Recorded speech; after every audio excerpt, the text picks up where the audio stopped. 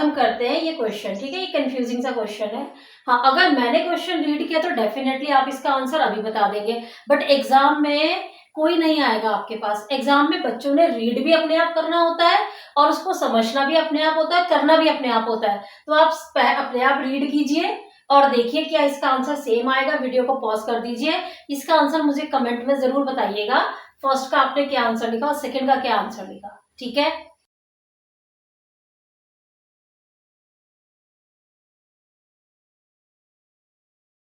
A packet had 10 biscuits. Anita ate half biscuit. How many biscuits are left? ठीक है, second question है a packet had 10 biscuits, Anita ate half of them, how many biscuits are left. पहली बार पढ़ने में तो same लग रहा है ना, लेकिन देखो दोनों में क्या फर्क है। ये क्वेश्चन आपके सब्ट्रैक्शन का है, जबकि ये क्वेश्चन मल्टीप्लिकेशन का है। दोनों में ऑपरेशन ही अलग लगेगा। देखो कैसे, अ packet had 10 biscuits, Anita ate half biscuit. आपने यहां ध्यान करना है, हाफ बिस्किट, ठीक है। हाँ, हाफ, और यहां है हाफ ऑफ देम। इन दोनों वर्ड्स में चेंज है, ठीक है। हाफ ऑफ देम और हाफ में फर्क होता है। ऐसे कंफ्यूजिंग क्वेश्चन को हमेशा साथ में करना चाहिए, तभी कंफ्यूजन क्लियर होती है, दूर होती है आपकी, ठीक है। हाँ, अगर आप इसको अलग करेंगे, इसको अलग करेंगे तो आपको नहीं समझ में आएगा। इसीलिए मैं कंफ्यूजिंग क्वेश्चन हमेशा साथ में कराती हूँ, ताकि उससे कॉन्सेप्ट आपका क्लियर हो जाए।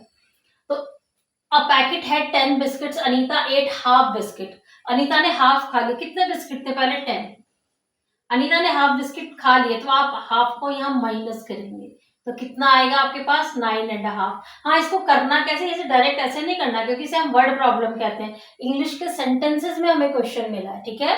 जब इंग्लिश के सेंटेंस में क्वेश्चन मिलता है तो हम उसे वर्ड प्रॉब्लम कहते हैं, और वर्ड प्रॉब्लम का आंसर हम कभी भी डायरेक्टली नहीं लिखते, ठीक है। तो ये तो सिर्फ मैंने आपको समझाने के लिए।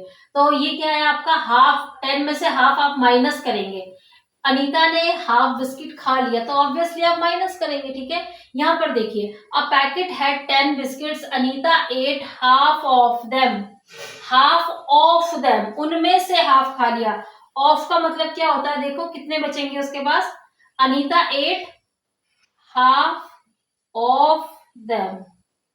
देम मीन्स कितने बिस्किट थे टोटल? 10। ऑफ को किससे रिप्लेस किया जाता है? मल्टीप्लाई से।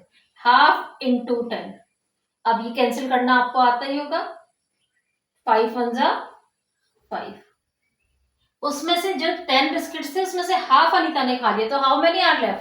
तो कितने बिस्किट बचेंगे? 10 थे, उसमें से 5 आपको 5 biscuits were eaten by Anita, ठीक है। Then how many are left? Definitely 5 are left. So this is the question of, ये आपको जो हाफ मिला है, ये नंबर मिला है आपको हाफ, ये फ्रैक्शन नहीं मिला है हाफ। और ये जो हाफ मिला है आपको, ये फ्रैक्शन मिला है आपको, हाफ ऑफ। ये क्वेश्चन फ्रैक्शन फॉर्म में मिला है, ये नंबर फॉर्म में मिला है। अब इनमें क्या फर्क होता है, देखो सिंपल सी बात है। सपोज आपकी क्लास में 40 स्टूडेंट्स हैं, ठीक है, और एक टीचर एंटर करती हैं, तो वो देखती है क्लास में 20 स्टूडेंट्स हैं अभी राइट नाउ, ठीक है। तो देखो कहने का वे अलग है। एक बच्चा बोलेगा मैम 20 स्टूडेंट्स आर आउटसाइड, ठीक है। एक बच्चा कह सकता है ma'am half of the class is outside, half of the class. और एक बच्चा कह सकता है मैम 50% आर आउटसाइड। तो आप देखिए, बात एक ही बोली जा रही, कहने का तरीका अलग है। ये बात बच्चे ने बताई नंबरिंग में, डायरेक्ट नंबर में। ये बात जिस बच्चे ने बताई उसने बताई आपको फ्रैक्शन में, और ये जो बात बताई गई है ये बताई गई है हमें परसेंटेज में। तो कंफ्यूज नहीं होना है, ये एक ही बात को कहने के अलग अलग तरीके होते हैं।